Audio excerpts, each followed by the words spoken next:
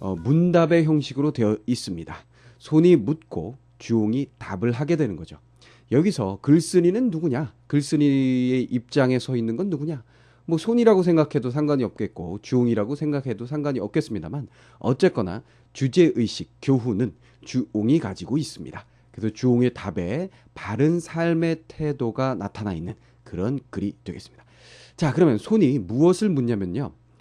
주홍, 뭐 제목처럼 그 배를 타고 있는 늙은이에게 물어요. 뭐라고? 너는 왜 배 타고 다니니? 위태롭지 않니? 특별히 배를 타야 하는 이유가 없어 보이는데 배를 타고 있다. 왜 그래? 그냥 평평한 육지에서 편안하게 살면 안 되겠니? 라고 물어봅니다. 자, 그래서 왜 위태롭게 물 위에 배에서 사느냐고 손이 묻습니다. 이 물음에 대해서 주홍이 대답을 하는데요. 바른 삶의 태도를 담고 있는 내용이었죠. 첫째, 위태로움, 즉 물 위에 배에서 사는 것은 조심할 수 있기 때문이다 그랬어요. 자, 그러니까 배가 아닌, 물이 아닌 육지에서 살면 너무나 평평하고 평안하기 때문에 나태해지기 쉽다. 자, 나태하게 된다면 위기, 시련이 닥쳤을 때 준비하지 못했기 때문에 큰일을 당하고 말게 된다. 그러니 차라리 위태로운 배에 있음으로써 항상 조심하는 태도를 갖게 됨으로써 위험한 일이 있어도 쉽게 대처할 수 있는 자세를 미리 준비할 수 있다. 뭐 이런 얘기죠. 두 번째, 배라는 건 뭐 자기의 배는 특히나 이렇게 좀 잘 흔들리고 움직이기 쉽다. 그래서 나는 그 배 안에서 평형을 잡아야 된다. 중심을 잡고 있어야 된다. 그렇게 중심을 잡고 있으면 내 자신은 굉장히 평안해지고 이런 평안한 마음 속에 있을 때에는 어떤 위기가 닥치더라도 또 쉽게 대처할 수 있다라는 얘기죠. 그러면 핵심적인 얘기는 결국 두 가지가 되는 겁니다. 항상 조심할 수 있는 삶의 태도를 가질 수 있으며 또 평형, 중용의 태도를 가질 수 있다라는 얘기예요. 그러기 위해서 나는 물 위의 배에서 산다. 이런 얘기가 되겠습니다. 자, 그리고 조금은 다른 얘기일 수 있겠습니다만 속세가 더 위태로운 물결이라고 이야기를 합니다. 그리고 덧붙여 얘기한다면 사실 내가 물 위에 살고 있는 것에 대해서 위태롭다라고 당신은 얘기하지만 속세, 세상이 더욱더 위태롭다. 세상이 큰 물결이요 견디기 힘든 물결일 것으로 생각된다라는 이야기를 마지막에 덧붙입니다. 자, 그래서 이 앞에 두 가지 이야기가 결국 배에서 사는 삶을 통해서 보여주는 삶의 바른 삶의 태도라고 보시면 되겠고요. 그 다음에 속세가 더 위태로운 물결이다라는 얘기는 결국은 세태에 대한 비판, 풍자라고 여러분들이 생각을 하시면 되겠다 그런 얘기입니다. 자, 비판이다. 자, 그럼 정리해보면 필자가 얘기하고자 하는 것, 이 글에서 주고자 하는 교훈은 미리 조심하고 평형, 중용을 지킨다면, 중용이라는 건 뭔지 알죠? 가운데 있는 겁니다. 그렇죠? 중심을 잡는 것. 그래서 어느 쪽에 치우치지도 않고 항상 변함없는 태도를 갖는 것을 우리가 중용이라고 얘기를 할 수가 있겠죠. 그 평형과 중용을 유지하여 위기에 대처하자라는 얘기죠. 이걸 살짝 뒤집어 버리면요. 사람들은 어떻다는 얘기예요? 항상 미리 조심하지 않고, 즉 나태한 삶의 태도, 치우친 태도를 가지고 있다는 얘기가 되겠죠. 그래서 나태한 사람들의 태도에 대한 비판의 내용을 담고 있다라고 해석해도 무리가 없겠고요. 자, 그다음 속세가 실제 물보다 더 위태로운 곳이다라는 이야기를 통해서 각박한 세태에 대한 비판을 동시에 담고 있습니다. 자, 그래서 이 글을 읽고는 여러분들이 이런 삶의 태도에 대해서 반드시 찾아낼 수 있어야 하겠고, 이런 또 속세가 실제 물보다 위태로운 곳이다, 각박한 세태에 대한 비판이라는 것이 담겨 있다라는 것까지도 여러분들이 정리를 해줄 수 있어야 되겠습니다. 자, 그럼 본문 보면서 확인해 볼까요? 손이 주홍에게 묻기를, 손이 주홍, 배 타는 늙은이에게 물었습니다. 그대가 배에서 사는데 고기 잡는다 하자니 낚시가 없고, 장사를 한다 하자니 돈이 없는 것 같고, 진리 노릇, 진리라는 것은 여기서는 나루터를 관리하는, 배를 타는 곳, 이 부두, 나루터를 관리하는 관리, 벼슬아치라고 생각하시면 되겠습니다. 자, 그럼 벼슬아치 노릇을 한다 하자니 물 가운데만 있어서 왕래가 꾸려. 자, 벼슬아치 노릇을 하려면 뭔가 왔다 갔다 하면서 지도하고 해야 되는데 넌 물 가운데만 둥둥 떠 있더라. 왜 그러냐? 변화불축한 변화가 심해서 예측하기 힘든 물의 조각배 하나를 띄워 가 없는 끝없는 만경하면 무엇에 준 말인지 알겠죠? 그렇죠? 만경하면 만경창파, 알죠? 만경창파. 그래서 넓은 바다, 넓은 바다라는 뜻을 가지고 있는 말로서 그거를 만경해가지고 줄여 놓은 것으로 보시면 되겠고요. 넓은 바다를 헤매다가 바람 미치고 물결 놀라 돛대는 길고 노까지 부러지면 자 풍랑만 나서 풍지박산 나면 정신과 혼백이 흩어지고 두려움에 쌓여 명이 생명이 지척에 있게 될 것이로다. 자 명이 지척에 있다. 생명이 가까운 곳에 있다라는 얘기는 곧 죽게 될 것이다. 이런 의미로 쓴 말이겠죠. 이는 지극히 험한 데서 위태로움을 무릅쓰는 일이거늘 그대는 도리어 이를 즐겨 오래오래 물에 떠가기만 하고 돌아오지 않으니 무슨 재미인가? 자 손의 질문 정리됐죠? 뭐예요? 특별히 너는 고기를 잡는 것도 아니고 장사를 하는 것도 아니고 진리 노릇을 하는 것도 아닌데 왜 위태롭게 물 위에 배 타고 떠 있니? 라고 물어봤습니다. 자 주홍이 말하기를 소는 생각하지 못하는가?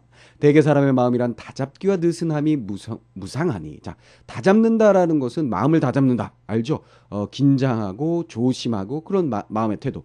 느슨하다는 건 뭐 여유 있는, 좋게 얘기하면 여유 있는 거고 나쁘게 얘기하면 마음이 풀려서 나태한 것을 이야기하겠죠. 그죠? 무상하다라는 것은 왜 인생 무상할 때 그 무상입니다. 그래서 무상하다라고 하면 덧없음을 의미하게 되죠. 자, 그런데 덧없음이라는 의미만 가지고 있는 것이 아니라 늘 변화한다라는 두 번째 사전적 의미도 가지고 있어요. 그렇다면 여기서는 변화가 심함의 의미를 가지고 있다라고 생각하시면 되겠네요. 그렇죠? 그러니까 대개 사람들의 마음은 다잡는 것과 느슨해짐이 쉽게 왔다 갔다 변하니 평탄한 땅을 디디면 자, 여기서 평탄한 땅이라는 것은 당연히 이 사람이 위태로운 물에 있다 그랬죠. 위태로운 물과 대립적인 공간으로서 등장하는 곳이 되겠고 소는 이 평탄한 땅을 긍정적으로 보고 있고 이 물을 부정적으로 보고 있는 거죠. 그렇죠? 자 그런데 주홍은 그 반대가 되겠습니다. 주홍은 물을 긍정, 평탄한 땅을 부정적으로 보고 있습니다. 왜 그러냐면 평탄한 땅을 디디면 태어나야 느긋해지고 즉 느슨해진다라는 얘기가 되겠죠. 험한 지경에 처하면 그러다가 위기에 처하게 되면 두려워서 서두는 법이다. 자 이렇게 느긋하게 평평한 땅에서 여긴 정말 편하네 아무런 위험이 없겠어 하고 느긋하게 있다가 보면 위험한 일이 처했을 때 너무 서둘게 돼서 일을 그르치게 됩니다. 그러나 두려워 서두르면 조심하여 든든하게 살지만 태어나여 느긋하면 반드시 흐트러져 위태로워지 죽나니. 자 무슨 말입니까? 미리 두려워 서두르고 조심하고 있다면 나중까지 어떤 일이 일어나도 든든하게 살아 헤쳐나갈 수 있지만 이렇게 평탄한 땅에서처럼 태어나야 느긋하게 지내면 반드시 흐트러져서 위태롭게 죽게 될 것이다. 그래서 내가 차라리 위험을 딛고서 항상 조심할지언정 편안한 데 살아 스스로 쓸모없게 되지 않으려 한다. 자 역시 편안한 데는 평평한 땅이 되겠죠.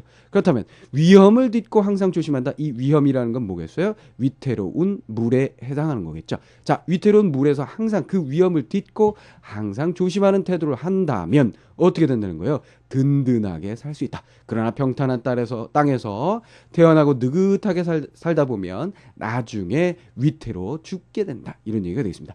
자, 그러니까 손이 얘기한 바에 의하면 위험이 처해서 죽기 쉬운 것이 물인 것 같지만 주홍의 입장에서 보면 그 반대가 되는 것이겠죠. 무슨 말인지 알겠죠? 자, 그럼 정리해보면 자, 위태로운 물에서 사는 이유가 뭐냐라고 물으니까 이렇게 얘기했어요. 핵심을 얘기하면 항상 조심하는 삶을 살기 위해서 오히려 위태로운 것을 선택했다. 자, 위태로운 물에 왜 살아요? 위태로움을 막기 위해서 여기서 조심하려고. 어떻습니까? 좀 말이 안 되는 듯하죠? 이런 것을 우리가 역설적 발상이라고 얘기를 할 수가 있는데요. 한여름 왜 이렇게 덥게 지내세요? 이열치열이라고요. 뜨겁게 하면요 더위를 이겨내는데 더 좋아요. 뭐 이런 얘기하고 좀 유사한 얘기가 아닌가 싶습니다.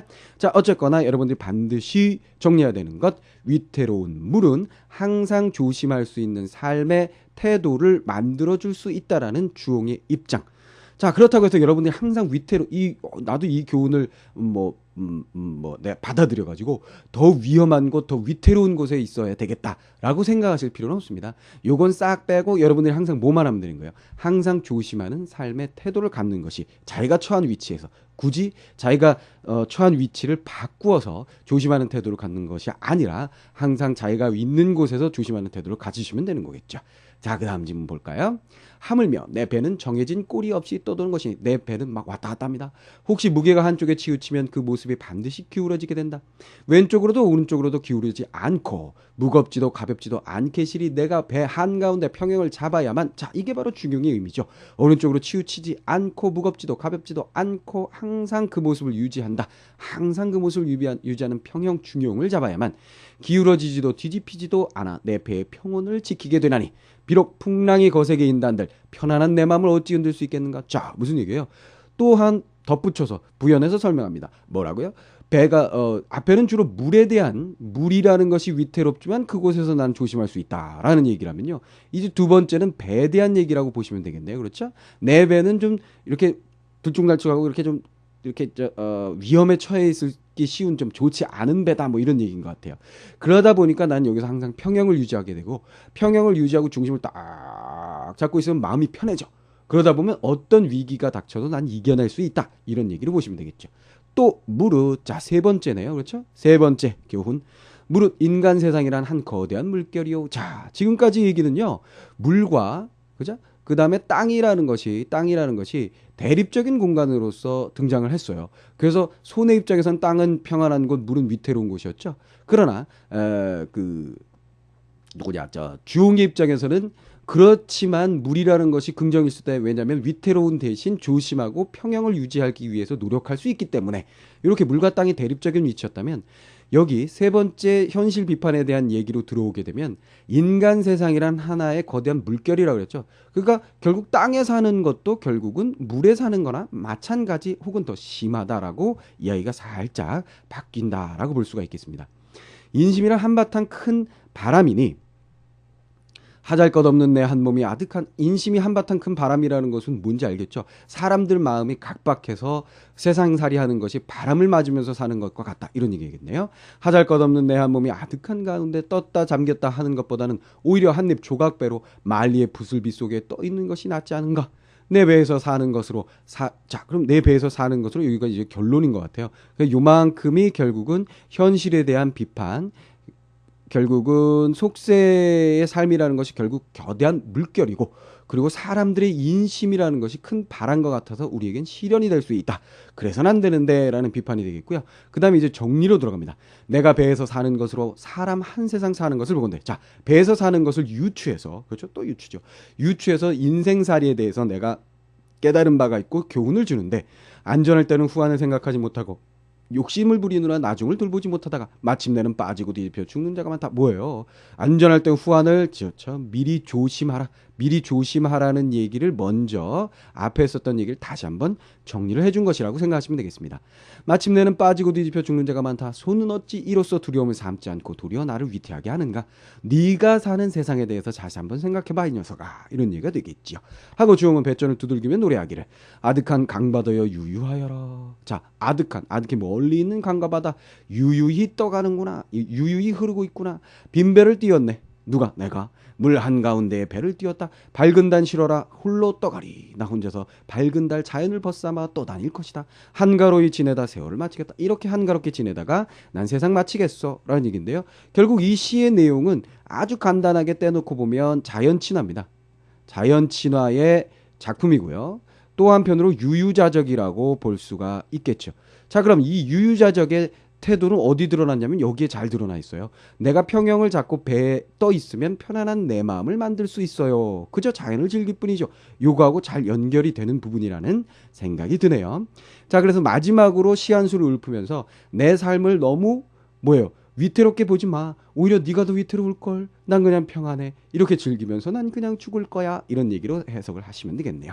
하고는 손과 작별하고 간 뒤 더 말이 없었다. 자, 그러면 여기 마지막 단락 정리해보면요. 자, 똑같습니다. 위태로운 물에 사는 이유, 여기 첫 번째 대답 조심해야지. 그죠? 그 다음에 두 번째 대답 평형 유지할 수 있어서. 그 다음에 마지막 플러스 알파 뭡니까? 속세가 물보다 더 위태롭다는 거 너 모르니? 네가 있는 데가 더 험한 물살이야. 조심해 이 녀석아. 항상 평형 유지하고 난 이렇게 살다 죽을게. 안녕. 이렇게 되는 거죠. 자, 무슨 말인지 다 이해됐으리라고 믿고요. 다시 한번 보면 왜 위태롭게 물에서 사나요? 여러분들이 끌어내야 할 것, 항상 조심할 수 있는 태도를 저절로 만들어준다. 또 평형을 잡아야만 하기 때문이다. 그렇다면 너희들이 세상 사는 것도 조심하고 평형을 잡으면서 살아줬으면 되겠다. 자, 그렇지 않은 사람들이 많아서 안타깝다. 그리고 네가 잘못 알고 있는 것 중에 하나가 속세가 안정되어 있는 땅이라고 생각하지만 그곳이 더욱더 위태로운 물결, 인심이 얼마나 각박한데 요거 잘 정리해